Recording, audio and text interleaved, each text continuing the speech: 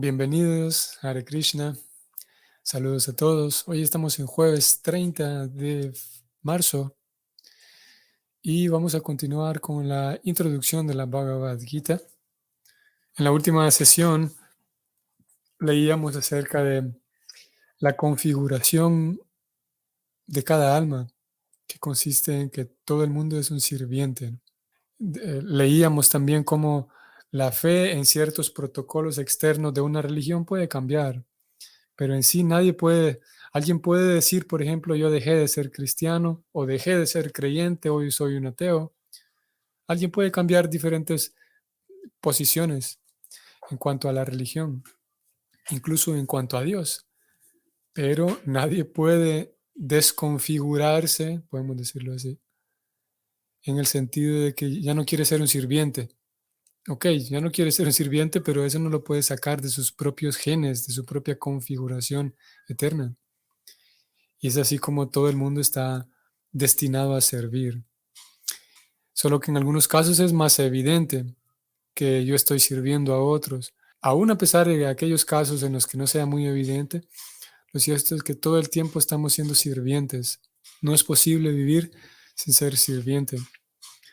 Y lo mismo diciéndolo en palabras positivas, en la medida en la que eh, de manera voluntaria me presto para servir a otros, en esa medida hay diferentes formas de sustentar este argumento, de que en la medida en la que sirvo a otros estoy más feliz. Y es curioso que cuando lo vemos, por ejemplo, a través de la psicología, notamos que hay una apreciación y se considera más evolucionado a una persona, a un ser humano, que es capaz de tratar de manera personal a los otros, que es capaz de sus propios recursos ponerlos al servicio de otros. Así que el servir es, de acuerdo con lo que leímos anteriormente, es la ocupación eterna del alma, tal como la, el rol eterno del azúcar es ser dulce, el rol eterno del agua es ser líquida. Puede cambiar, obviamente con el agua tenemos aquí la, las variantes de que puede cambiar el agua a estado sólido o gaseoso, pero en todo caso, si cambió a sólido, deja de ser agua y pasa a ser hielo o pasa a ser gas, pero el agua es necesariamente líquida, el azúcar es necesariamente dulce y el alma es necesariamente sirviente.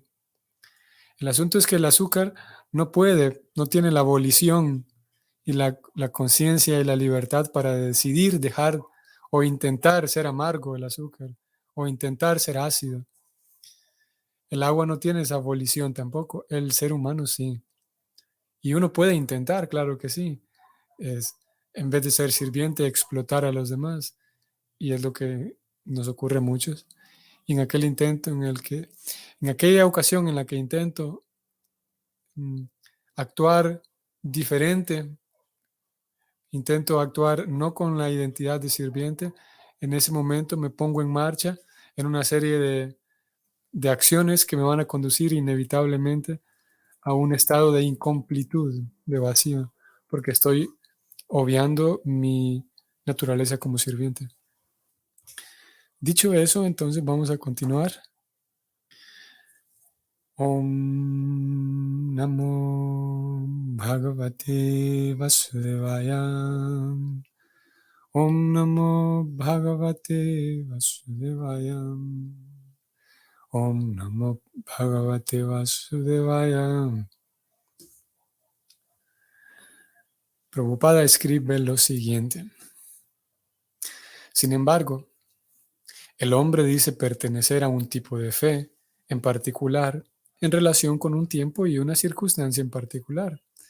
Y en virtud de ello dice ser hindú, musulmán, cristiano, budista o adepto de alguna secta. Tales designaciones no son Sanatana Dharma. Puede que un hindú cambie de fe y se vuelva musulmán, o que un musulmán cambie de fe y se vuelva hindú, o que un cristiano cambie de fe, etc. Pero en todas las circunstancias, El cambio de fe religiosa no afecta la ocupación eterna de prestarle servicio a los demás. El hindú, musulmán o cristiano es sirviente de alguien, pese a cualesquiera circunstancias. De esa manera, profesar un tipo, perdón, de manera que profesar un tipo particular de fe no es profesar el Sanatana Dharma de uno. Prestar servicio es el Sanatana Dharma, o sea, la ocupación eterna de uno. Prestar servicio. De hecho, estamos relacionados con el Señor Supremo a través del servicio. El Señor Supremo es el disfrutador supremo y nosotros, las entidades vivientes, somos sus servidores. Nosotros hemos sido creados para el disfrute de Él, y si participamos con la Suprema Personalidad de Dios en ese goce eterno, seremos felices. No podemos llegar a ser felices de ninguna otra manera. No es posible ser independientemente feliz, de la misma manera en que ninguna parte del cuerpo puede ser feliz sin cooperar con el estómago. La entidad viviente no puede ser feliz sin prestarle al Señor Supremo un amoroso servicio trascendental. Aquí ya es incluida la idea de felicidad también. Poniéndolo en la ecuación es así. Si yo llevo a cabo las actividades que son muy naturales para mí, eso me va a reportar felicidad. Y eso lo vemos. Es fácil ver ese esquema en las actividades ordinarias, vamos a decir así, vocacionales de uno. Hay actividades para las cuales todos nacimos con ciertas habilidades y hay ocasiones en donde laboramos o actuamos de ciertas maneras que son muy naturales a nosotros y se siente tan bien. Es como se dice popularmente, es como alguien que está en su charco, ¿no? Como un pez dentro del agua. Eso es porque al ejecutar esas actividades que son muy naturales a mí, están en mis genes. Y similarmente, si llevamos ese esquema a un nivel más profundo, el alma cuando realiza sus actividades o su actividad principal, como acabamos de leer, que es cooperar con el Señor para el placer del Señor, entonces ella obtiene mayor placer que intentando ser feliz independientemente. Seguimos leyendo. En la Bhagavad Gita no se aprueba la adoración de diferentes semidioses ni el prestarle servicio a ellos. En el capítulo 7, verso 20, se afirma lo siguiente.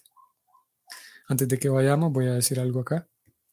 Y es que habiendo establecido la importancia del servir y habiendo hecho la diferencia entre, esto no se trata de una religión, sino más bien estamos hablando del servir a Dios, independientemente de la religión. Habiendo dicho eso, Prabhupada va entonces a introducir el tema de los semidioses, porque estamos leyendo un libro, la Bhagavad Gita. Bueno, estamos leyendo la introducción que Prabhupada escribe. No entramos, de hecho, en el libro. Pero es un libro que está muy vinculado con todos los Vedas y con toda la cultura indiana o hinduista. Y a muchas personas ajenas al Bhakti, muchas personas ven las actividades Hare Krishnas y concluyen de que es un tipo de hinduismo. Entonces concluyen que todos los rituales que ven de la India es lo mismo que Hare Krishna, ¿no? Y aquí Prabhupada va a hacer una distinción importante. Prabhupada dice, los semidioses son otra cosa. Aquí no estamos hablando de Shiva, de Ganesh y de algunos otros semidioses que son muy conocidos en Occidente. ¿Qué decir de la India misma, que conocen muy bien o conocen mucho mejor a los semidioses? O al menos tienen una noción más completa. En Occidente se sabe de Ganesh y de Shiva, particularmente de ellos dos, algunos otros más, pero principalmente de ellos dos. Y aquí Prabhupada va a decir, cuidado porque aquí no se trata de adoración a semidioses y hacer lo mismo que el hinduismo como tal, sino aquí estamos hablando de servir a Dios. En la Bhagavad Gita no se aprueba la adoración de diferentes semidioses ni el prestarle servicio a ellos. Capítulo 7, verso 20, afirma lo siguiente. Kamaistair tarihridayana prapadyante nyadevata tam tam niyamamastayam prakritya niyata swayam. La traducción es la siguiente, abre comillas. Aquellos a quienes los deseos materiales les han robado la inteligencia, se entregan a los semidioses y siguen las reglas y regulaciones específicas de adoración que corresponden a sus propias naturalezas. Cierra comillas. Aquí se dice claramente que aquellos a quienes los guía la lujuria adoran a los semidioses y no al Señor Supremo Krishna. Cuando hacemos mención del nombre Krishna, no nos referimos a ningún nombre sectario. Krishna significa el placer máximo y se ha confirmado que el Señor Supremo es la fuente o el depósito de todo placer. Todos anhelamos placer. Ananda Mayo Vyasat. Esta es una cita del Vedanta Sutra 1.1.12.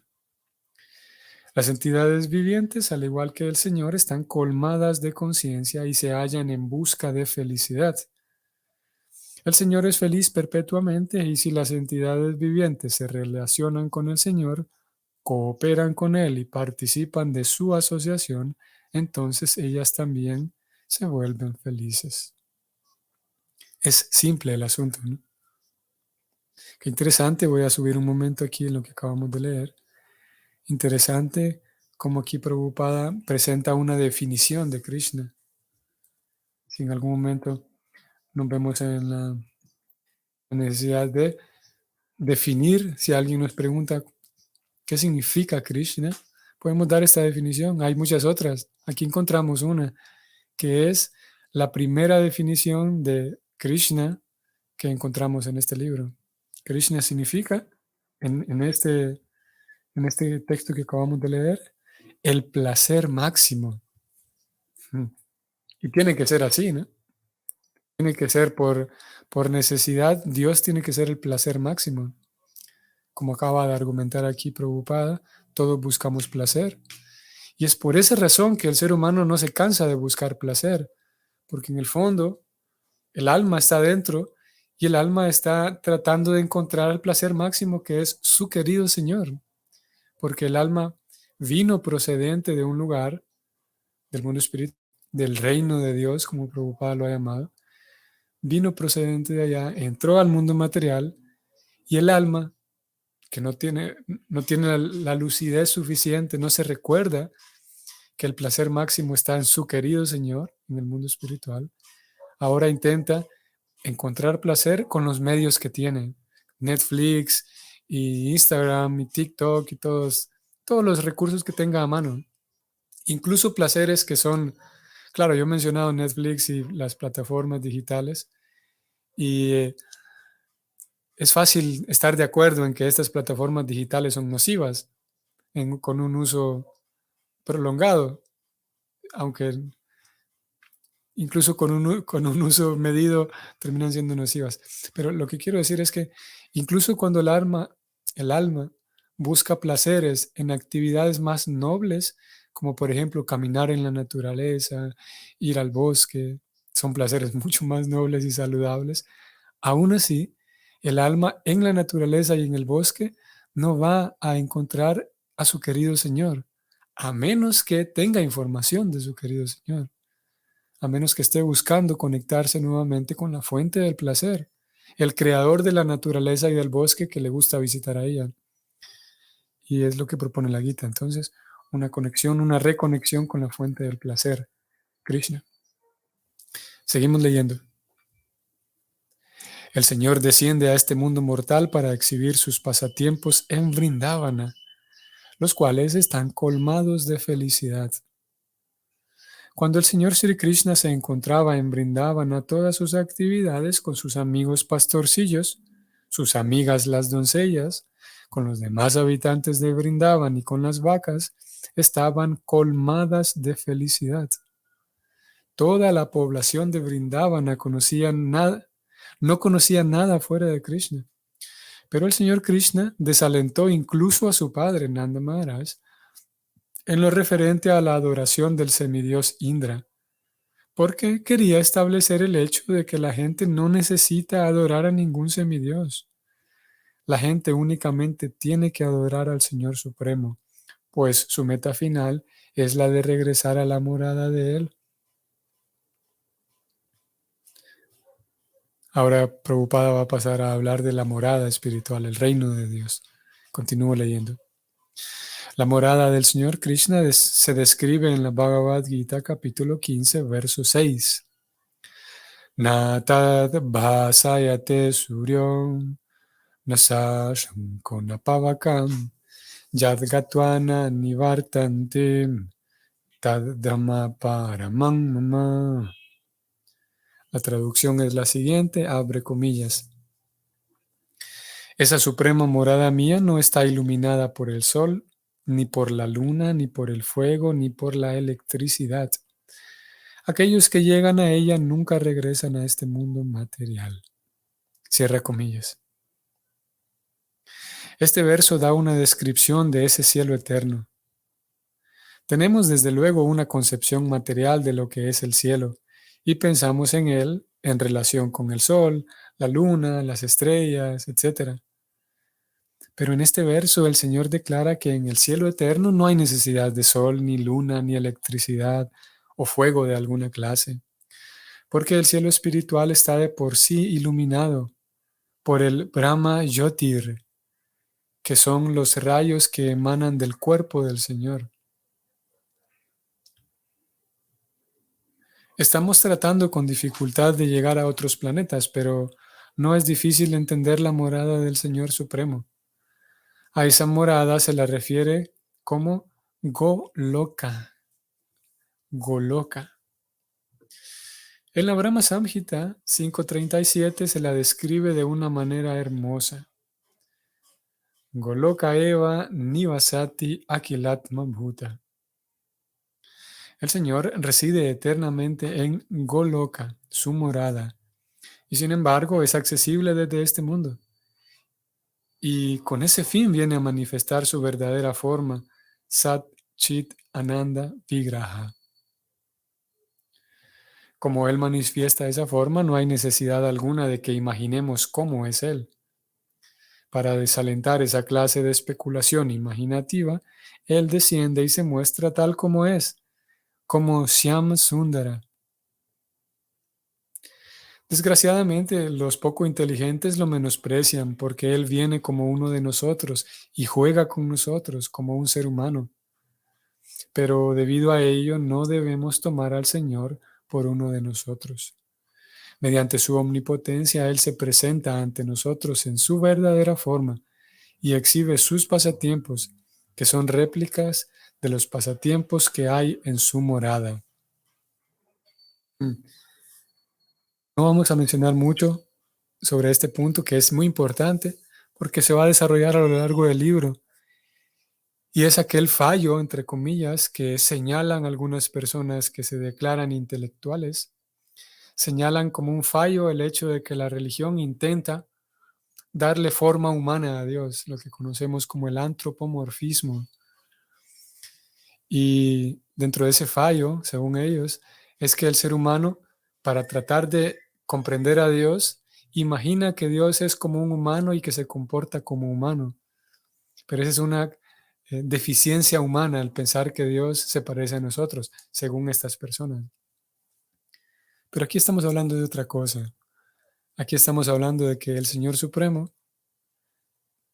aparece y desciende eventualmente al universo material para mostrarse como Él es. Y de ahí, como decimos, ahí no hay pérdida, no hay pierde. Ya no hay que estar inventando cómo será Dios, no hay que estar especulando y haciendo conjeturas. ¿Para qué estar averiguando si aquí está? Aquí está ante nosotros. Obviamente alguien podría dudar de ello. Alguien podría decir, ¿qué me garantiza que ese es Dios? Y esa duda es válida. Y sí, es válida. Y si alguien realmente quiere poner a prueba la autenticidad de Krishna como Dios, adelante y que dé ese gusto buscando pruebas que las va a encontrar. Si es sincera la persona, va a llegar a una buena conclusión. Ahora, si la persona duda por la mera necedad de dudar, si la persona dura porque solamente no quiere dar su brazo a torcer, esa es otra cosa. Tenemos diferentes tipos de personas y hay personas que no tienen la suficiente honestidad como para debatir un tema y para estudiar un tema y simplemente por puro orgullo no quieren dar su brazo a torcer y simplemente Dios no existe y ya está. Hey, pero mira, aquí está la filosofía de conciencia de Krishna que explica que Dios desciende y tal y todo. No, pero Dios no existe.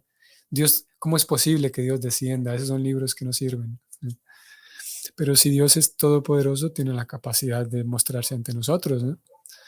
¿O eso quiere decir que yo estoy limitando el concepto de Dios? Dios existe, pero Él no tiene la capacidad para mostrarse a nosotros. ¿Por qué no tiene la capacidad si es todopoderoso? Es todopoderoso y puede hacer lo que guste. Y una de las cosas que hace a pleno gusto es mostrarse ante nosotros, para que ya no perdamos tiempo tratando de definir cómo es. Como dije, este tema es interesante y se va a desarrollar más adelante. De momento sigamos leyendo. En los refulgentes rayos del cielo espiritual flotan una infinidad de planetas. El Brahma Yotir emana de la morada suprema, Krishna Loka, y los planetas, Ananda, Maya, Chinmaya, que no son materiales, flotan en esos rayos.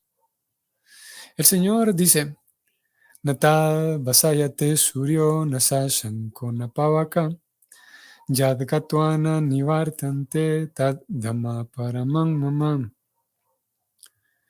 Aquel que puede acercarse a ese cielo espiritual no tiene que descender de nuevo al cielo material. En el cielo material, incluso si nos acercamos al planeta más elevado de todos, llamado Brahma Loka, y ni qué hablar de la luna, encontraremos las mismas condiciones de la vida, es decir, el nacimiento, la muerte, las enfermedades y la vejez. Ningún planeta del universo material está libre de estos 4 principios de la existencia material. Las entidades vivientes viajan de un planeta a otro, pero eso no significa que podamos ir a cualquier planeta que queremos, solo mediante un dispositivo mecánico. Si deseamos ir a los planetas, a otros planetas, existe un proceso para hacerlo. También eso se menciona. Yanti Deva Vratadevam Pitrin Yanti Pritim Vratam. Si queremos viajes interplanetarios, no se necesita ningún dispositivo mecánico. La Gita instruye de la siguiente manera: Yanti Deva Vrata Devan. La luna, el sol y los planetas superiores se denominan Swarga Loka. Hay 3 categorías distintas de planetas: los sistemas planetarios superiores, medios e inferiores. La Tierra pertenece al sistema planetario medio. La Bhagavad Gita nos informa cómo viajar a los sistemas planetarios superiores, denominados Devaloka, con una fórmula muy sencilla. Yanti Deva Vrata Devan. Uno solo tiene que adorar al semidios específico de ese planeta en particular, y de esa forma ir a la luna, al sol o cualquiera de los planetas superiores, sistemas planetarios superiores. Voy a decir aquí brevemente que para quien no está familiarizado con todo este tema de la cosmovisión y de la astronomía presentada en la Gita y en el sistema de Bhakti, esto puede ser muy de fantasía y algunas personas llegadas a este tema simplemente no pueden soportarlo, en el sentido de que les parece muy de fantasía. Lo cierto es que la Bhagavad Gita va a presentar temas con tanta naturalidad como aquí acabamos de leer acerca de planetas superiores, intermedios y medios. Los va a presentar y a veces temas que son mucha novedad para nosotros. Como dije, a veces de fantasía, parecen hasta mitológicos. Pero aquí no estamos hablando de nada de mitología, sino más bien la ciencia devocional, que en algunos momentos va a incluir descripciones de la astronomía. No vamos leyendo. Sin embargo, la Bhagavad Gita no nos aconseja ir a ninguno de los planetas de este mundo material porque incluso si fuéramos a Brahmaloka, el planeta más elevado de todos, por medio de algún dispositivo mecánico y viajando quizás durante 40.000 años. Aparte, ¿quién viviría tanto? Aún así encontraríamos los inconvenientes materiales del nacimiento, la muerte, enfermedades y la vejez.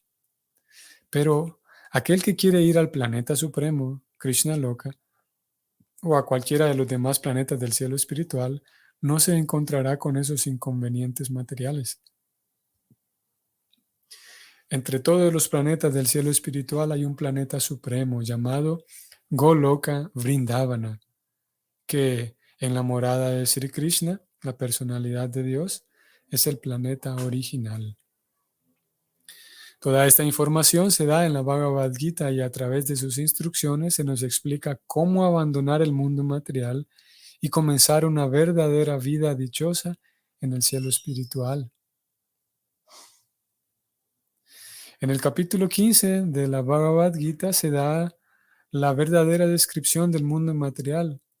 Allí se dice, Urdhva mulam adashankam ashvatam prabhuravyayam chandam siyasya parnani yastam veda savedavit. Ahí al mundo material se lo describe como un árbol cuyas raíces están hacia arriba y cuyas ramas están hacia abajo. Nosotros tenemos experiencia de un árbol cuyas raíces están hacia arriba. Si uno se para a la orilla de un río o de cualquier depósito de agua, puede ver que los árboles que se reflejan en el agua están al revés.